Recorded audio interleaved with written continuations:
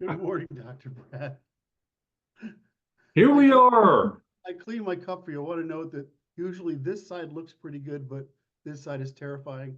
But I actually cleaned my cup for this morning. Wow. I feel You know, honored. I try to show respect to the. Very nice. It's very nice. So I wanted to make a short because I saw Catherine Austin Fitz talking on the X channel, Okay, and she claims that the Pentagon is responsible for losing something like $35 trillion.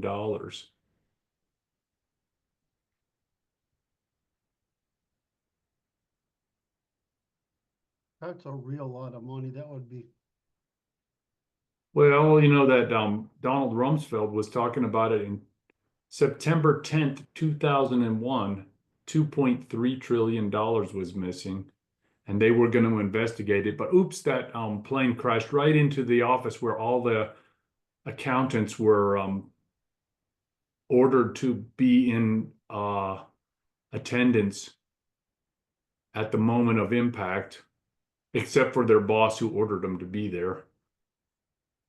That's the story I've heard. And I'm like, okay, what's that mean?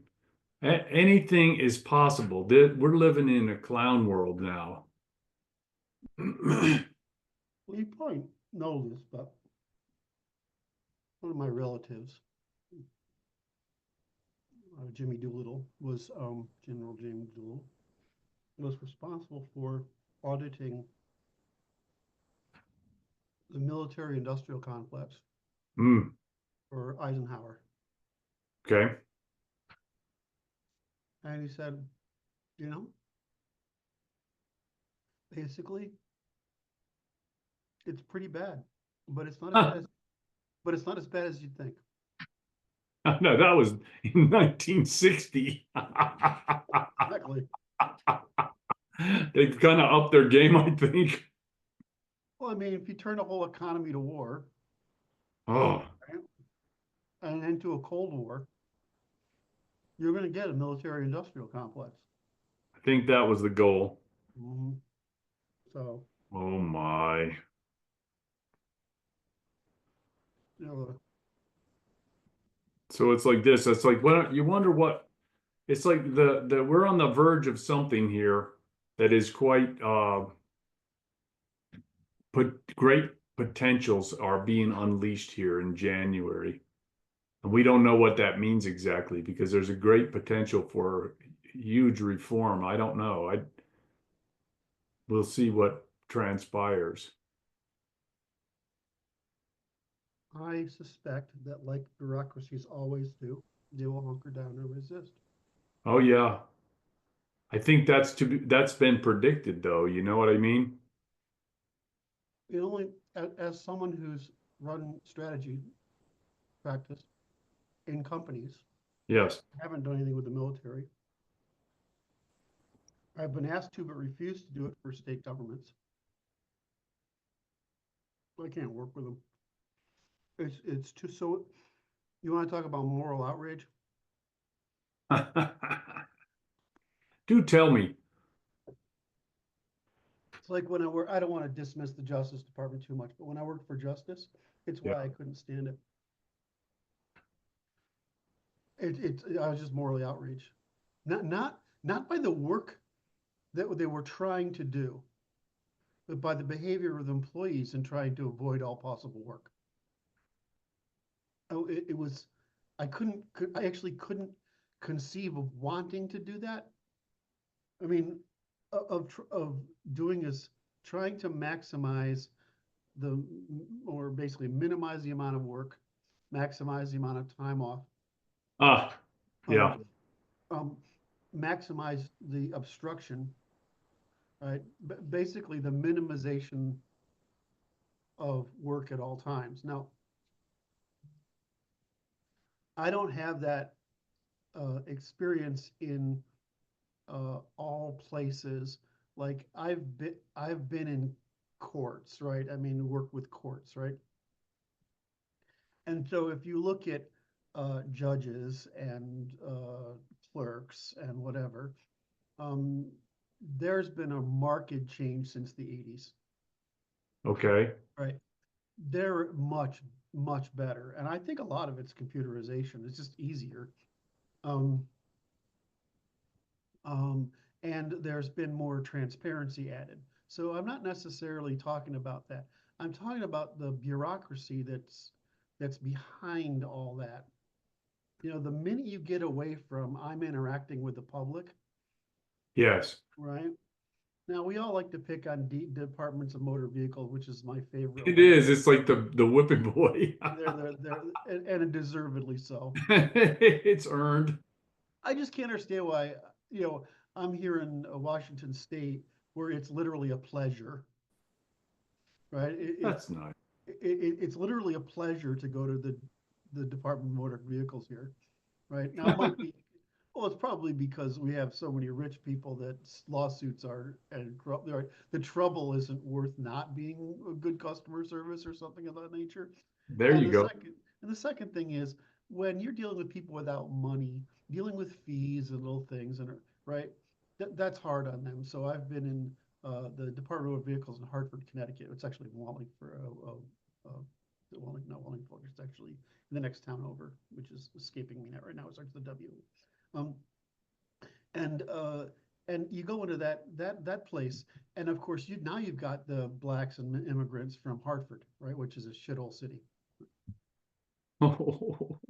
And so funny. It's like 20%, Just so it's just a little bit more rude than I'm. 20% white. I mean, it's a little city. I mean, it's not like I don't know black people there who are like, this is pretty bad, but it's home. Um, Right? right. And so you go there, and of course, there's a lot of stress among everybody because of scarcity, right? But you take a bunch of rich people like where I am, right? Right. Right. Even the ordinary person is basically rich here. I mean, that's just how it is, right? Um, so you talk to them, and they're like their stress level on everything is lower because their pervasive sense of scarcity That's is interesting. right.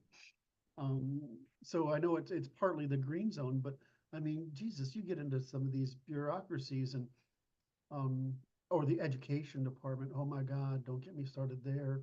Or um, I'm just going to mention the ones I have deep knowledge of because I've done some sort of work with them. Um, but you get into there, and the amount of the government worker mentality is But okay. I see. I would say all of this has been predicted. I think there's revolutionary change coming with this presidency. I'm sorry, you brought us back on topic. Yes, That's my whole job, Kurt. yeah, I have no yeah, other the rat hole prevention. job. So It's like, hey, stop like it, stop it. cognitive dog catcher. I'm more like the I'm more like a little terrier. I just grab your ankle. Stop it, stop it, stop. So so no, but you bring it is that you're saying that there is an opportunity for real change. The question is, once they get going, right? Yes. They're going to try to burn away the election legitimacy. Oh, they're no, no, they're not waiting. They're working on it right now. Now, right? Because it's like this, if they have any sense, they're mortally afraid. Well, they should be, but then again, this, as we discussed, as Turchin has discussed, as we've discussed, as I just gave a fucking 5 hours of presentation on in Texas. This is actually one of the core problems. Turchin's wrong that it's only that problem, but it is certainly one of the core problems because it's what's preventing us from addressing the other problem. We're in agreement. Quite an interesting moment we get to What do you think is going to happen? well, the immovable object is going to be met by the irresistible force, and God knows, right? Yeah. Isn't that about how it is? They're building their bulwarks, and but I hear that in the DOJ they're self-purging. Right, because it's better to handle it now. It's like just be gone, don't be there. Don't be there. right? So that's discretion is the better part of valor among many. And it's like, okay, some will choose such an option, but that's like abandoning posts, right? Yeah, well, the where we'll know is the military, because that guy's a motherfucker. That guy. No, no, it's like this. It's just like the irresistible force.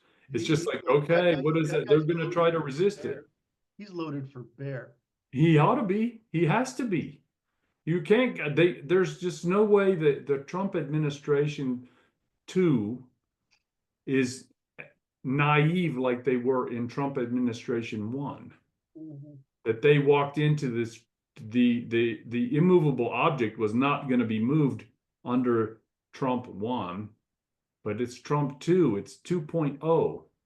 It's upgraded and ready for action. You know what I mean? There's no, I don't think there's any what we the lenses have fallen, right? There's no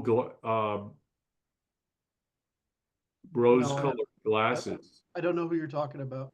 Give me that In again. the Trump administration, there's no rose-colored glasses, No. and it's no naivete. They know full well what they're getting involved with, and it's like, okay, what does that mean exactly? And it's like it's going to be quite wild to witness. Yeah. Well, there you have it. Is that a good wrap for this little short? That's good. That's a good short. This is Curt and Brad for the Natural Institute. It's Still, What that's day us. is it? Sunday, Still, November 17th, 2024. This has been a quick short on the state of the affairs. you could do it.